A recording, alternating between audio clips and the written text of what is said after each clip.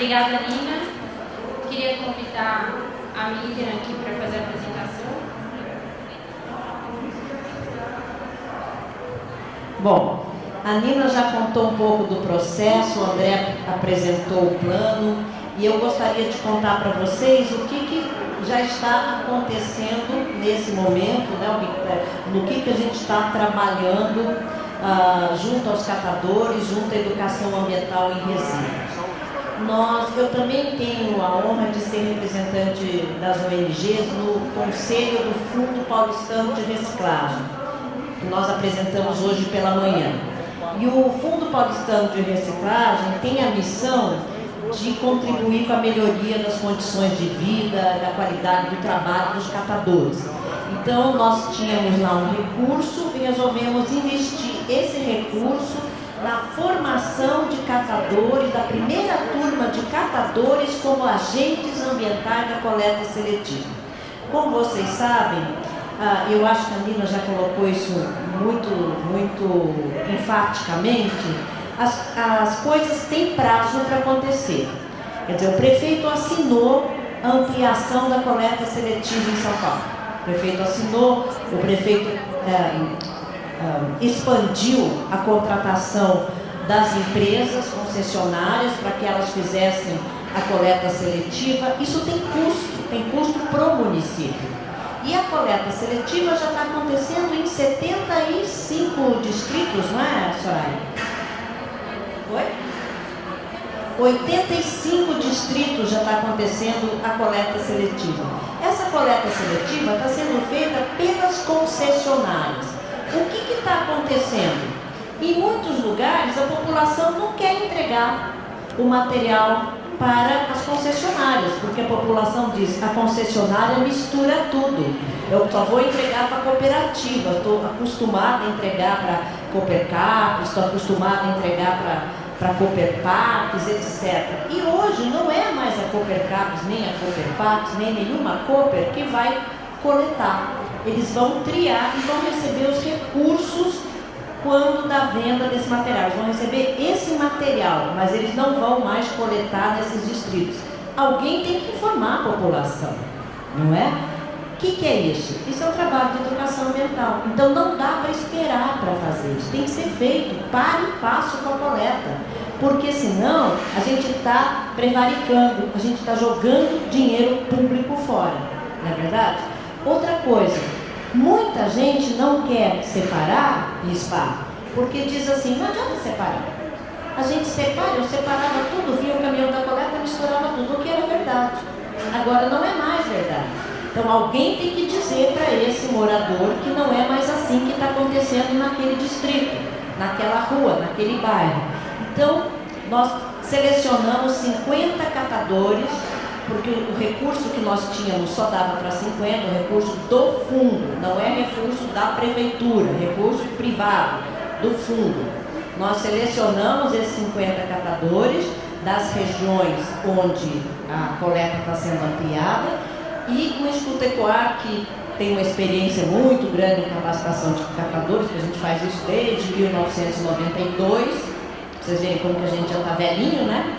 Então, desde 92 que a gente faz isso, há mais de 20 anos, 22 anos, então nós oferecemos esse curso sem custos para o NURB, sem custos para o fundo, sem custos para ninguém. Nós demos o curso de 3 dias para os catadores, mostrando a eles, com a participação das empresas, as empresas vieram, mostraram como é que é feita a coleta, o circuito, tudo, e esses catadores, a partir do dia 8, estarão nesses bairros, usando uma camiseta escrito Fundo Paulistano de Reciclagem, o Fundo dos Catadores, com o bonezinho identificados, e eles vão estar informando porta a porta, condomínio a condomínio, eles vão estar informando como é o programa de coleta seletiva da cidade de São Paulo, que dia que o caminhão passa, que hora que o caminhão passa, como é que a gente faz a separação, né? Isso, procurando mostrar para esse morador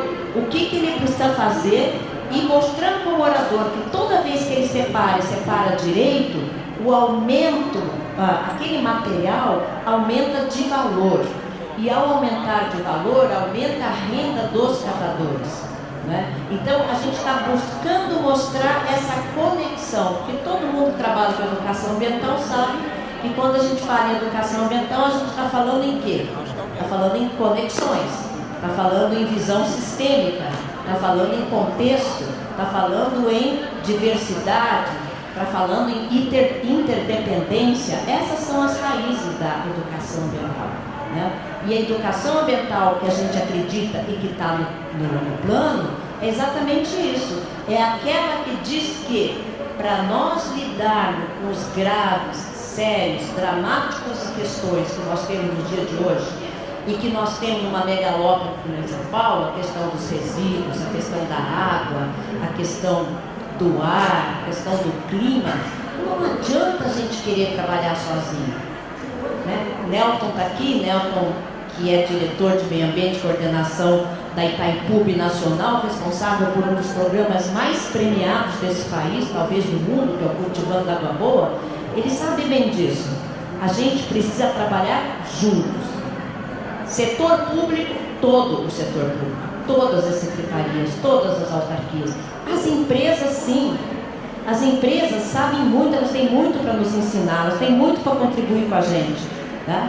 As ONGs que estão há décadas trabalhando em busca de uma política pública eficiente, uma política pública justa, correta, bem implementada. Então, as universidades, que têm tanto saber produzido, né, tantas teses produzidas, a gente tem que colocar tudo isso junto, senão nós não conseguimos enfrentar os graves problemas que nós temos. O poder público não tem recurso para fazer o que tem que ser feito, o poder público não tem equipe para fazer o que tem que ser feito, são 3, 4, né? Você sabe bem disso, Ruth, companheira de tantos anos, sabe bem disso. 3, 4 pessoas carregando, às vezes, um departamento inteiro para fazer educação ambiental na cidade inteira. Não é possível, ninguém consegue. Então nós temos que unir forças. Foi isso que nos levou a frequentar durante 11 meses, toda semana, as reuniões de mais de 3, 4 horas, um bolinho que a Nina sempre levava para a gente, né, Ângela? A Nina sempre levou uns bolinhos e a gente sempre ali trabalhando para construir um programa de educação ambiental, seja programa, seja plano. Faz a menor diferença para mim.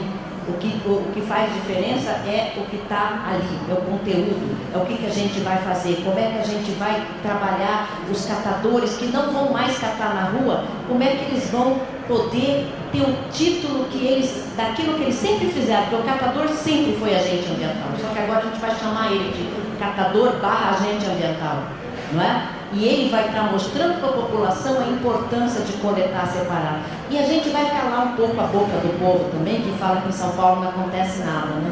A gente fala, olha, mas tem coleta seletiva, eu nunca vi. Mas tem isso, eu nunca vi. Acho que agora que eu trabalho porta a porta, os paulistanos sempre tão conservadores vão começar a ver que essa gestão está dando a oportunidade de fazer um trabalho com a responsabilidade compartilhada, todos juntos, em torno de uma causa que é de tornar São Paulo uma cidade mais sustentável. Obrigada.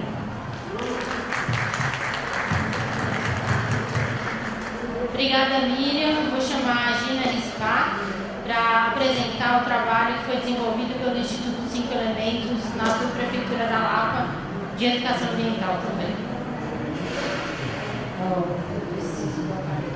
Bom, boa tarde a todos.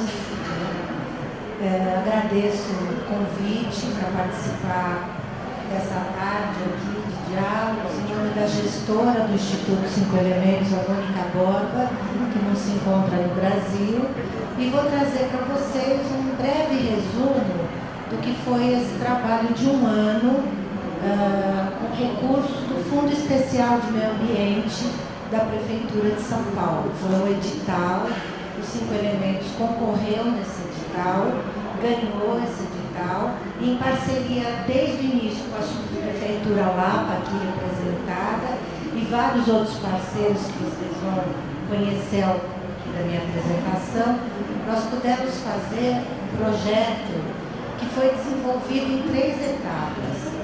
A primeira etapa foi fazer um diagnóstico. E o diagnóstico é fundamental para a educação ambiental. A gente não tem como desenvolver um plano se nós não tivermos o conhecimento da realidade. Então, o plano de gestão de São Paulo é o diagnóstico, né, e também o plano de ação sobre o qual a educação ambiental vai se basear para desenvolver esse plano dela. Então, nesse caso, foi feito um diagnóstico específico de um pequeno território de 305.000 habitantes, que é a subprefeitura Lapa, que é formada por 6 distritos, que tem assim uma diferença socioeconômica muito grande entre eles, uma diversidade muito grande. Então, depois que foi elaborado o diagnóstico, nós identificamos na região 40 parceiros que já atuavam com o tema de resíduos sólidos. Então, nós sempre temos pessoas no território, ninguém está inventando a roda. Quando você chega no território, já tem muitas pessoas trabalhando com esse tema. E é fundamental articular uma rede de parceria com essas pessoas. Isso possibilitou a gente estruturar 97 ações conjuntas, das mais diversas, que eu não vou poder aqui ficar detalhando, mas quem quiser mais informações, nós temos tudo disponível no site do Instituto 5 Elementos. Para dar suporte para esse plano, os parceiros, juntamente com o Instituto 5 Elementos, nós realizamos 12 oficinas na região. Isso no decorrer tudo do ano passado. O projeto terminou em julho agora de 2014. Essas 12 oficinas envolveram 357 lideranças, envolveu gente, empresários, lideranças comunitárias, professores, coordenadores pedagógicos. Foi feita uma especificamente na subprefeitura Lapa, com todas as pessoas envolvidas na subprefeitura, e elas foram promovidas pelos parceiros, não pelo Instituto. Quem sediou essas oficinas foram o SENAC, a subprefeitura, a Natura, né, que também foi nossa parceira. Pode seguir. E houve toda uma mobilização do Jornal da Gente, que a mídia era uma parceira estratégica local, porque a mídia chega na casa das pessoas. Então, se tem um jornal de bairro, como no nosso caso, que era o Jornal da Gente, foi um instrumento estratégico. Nessa parceria, o Jornal da Gente cobriu todo o projeto e também colocava várias notícias, cobria notícias sobre meio ambiente e sobre a questão dos resíduos em especial. Pode seguir. Sou eu, né? Tem que seguir. Eu estou aqui falando, pode seguir. Bom, aqui as parcerias todas, parcerias com o poder público, assim como o plano foi desenvolvido em todos os setores, vocês vão ver que participaram também desse projeto. O poder público, sem o qual é impossível você ancorar uma política pública, né? O setor privado, nós envolvemos muitas áreas do setor privado, a sociedade civil e principalmente as cooperativas de catadores, que também participaram do projeto. Eu vou passar batido por isso aqui, porque senão não vai dar tempo de eu falar o que eu gostaria. Bom, além de todas as matérias que foram veiculadas em sites, foi montado um Facebook do projeto, que até hoje ele continua, as matérias de jornais, foi produzido um material a partir do diagnóstico, que é esse material, não tem para distribuir para todo mundo.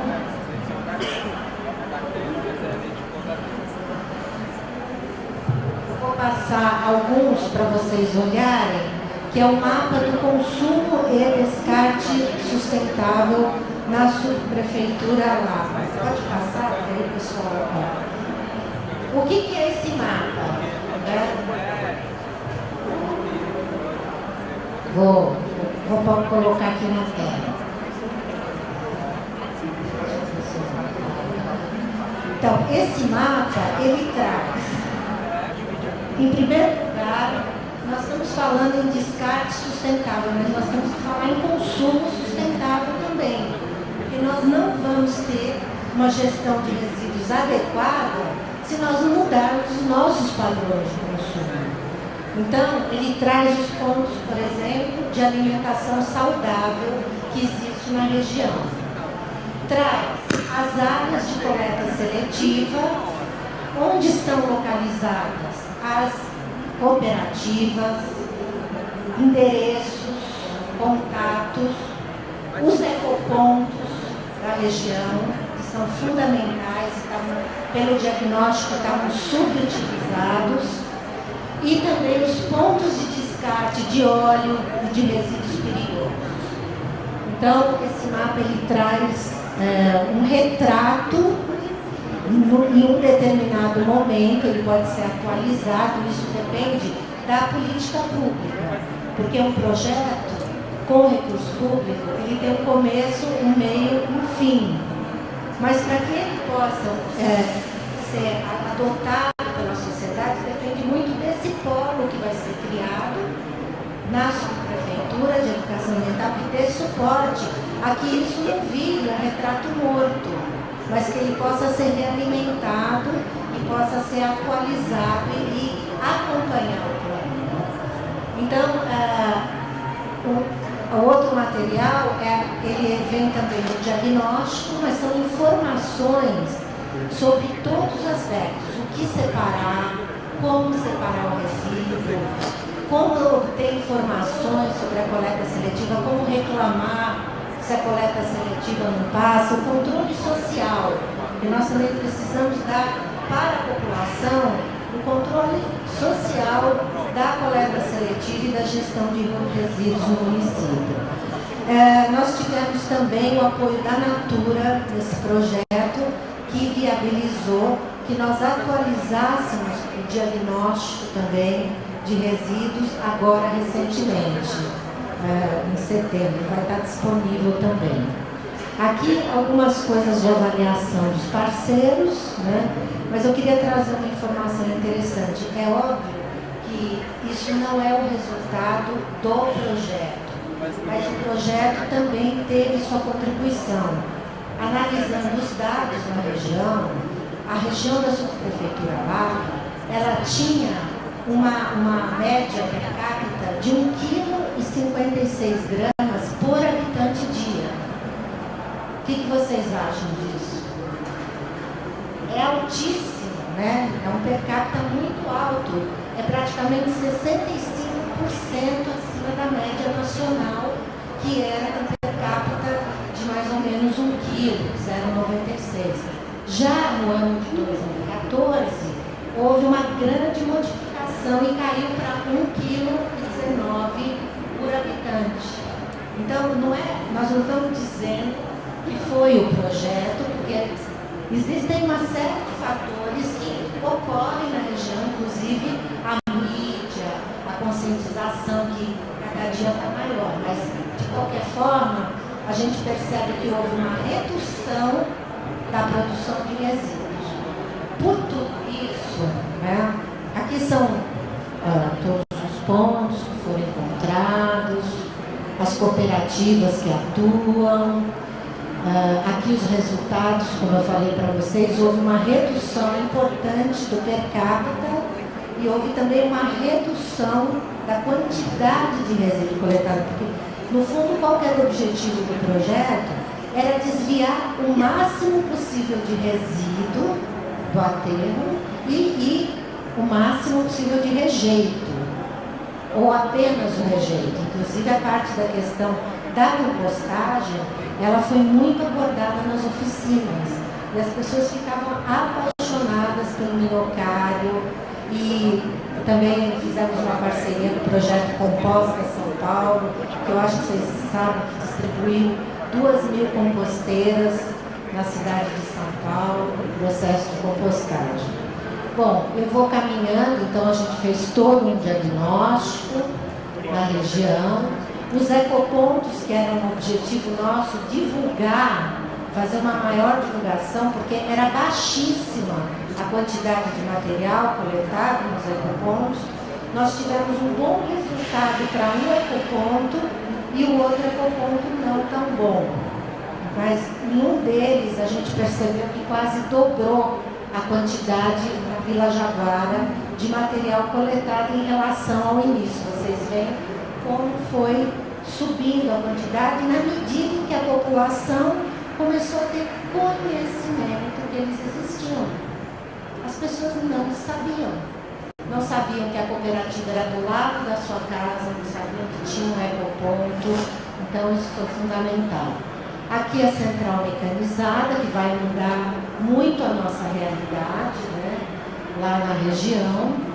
Aqui a cooperação, os dados, né? Isso é importante porque a central ela é importantíssima, mas nós não podemos esquecer que as cooperativas, elas separam, por exemplo, a cooperação, 137 itens, enquanto que uma central separa 9 itens. Então, essa capilaridade, é claro que a gente tem que ter as centrais, mas é nas cooperativas onde se dá efetivamente o grande aproveitamento dos resíduos de fato, né? Então isso é um alerta para nós, né? Então, finalizando aqui todos os pontos de descarte, é óbvio, gente, os bairros de condição socioeconômica mais baixa, vocês vão ver no diagnóstico, são aqueles que têm menos pontos de descarte, menos opções. Os de maior renda são aqueles que têm mais pontos de venda de orgânicos e tudo. Nós precisamos mudar essa realidade e levar para todos os bairros as mesmas condições de gestão e descarte de resíduos. Aqui é sobre tudo isso, então eu quero dizer o seguinte: temos esse apoio importante da Natura. A rede ela está montada e esse projeto possibilitou que a Anlurb escolhesse a subprefeitura Lapa como um dos pontos de aceleração do plano de gestão, ou seja, não é um piloto, mas é uma região que já está mais preparada para fazer com que a gente tenha o plano implantado do começo ao fim.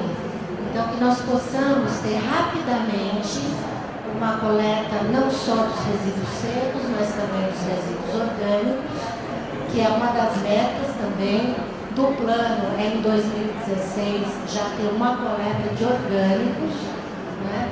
E essas parcerias, elas estão lá, né, uma rede potencialmente formada, e só falta realmente o polo, né? Eu não sei como está, porque eu sou consultora do projeto, então eu não estou acompanhando. Já foi formado o polo na prefeitura Lapa ou não?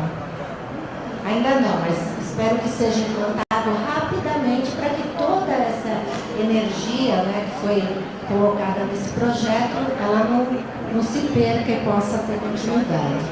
Então eu agradeço aqui o site do projeto e parabenizo a Prefeitura de São Paulo, a Secretaria do Verde, minhas colegas de ONGs, os catadores, porque São Paulo escolheu não a incineração. A gente sabe que não é o caminho mais fácil, o caminho é árduo, porque depende muito de mudar hábitos, atitudes, da sensibilização das pessoas, mas a gente sabe que está no caminho certo. Eu acho que isso é o mais importante.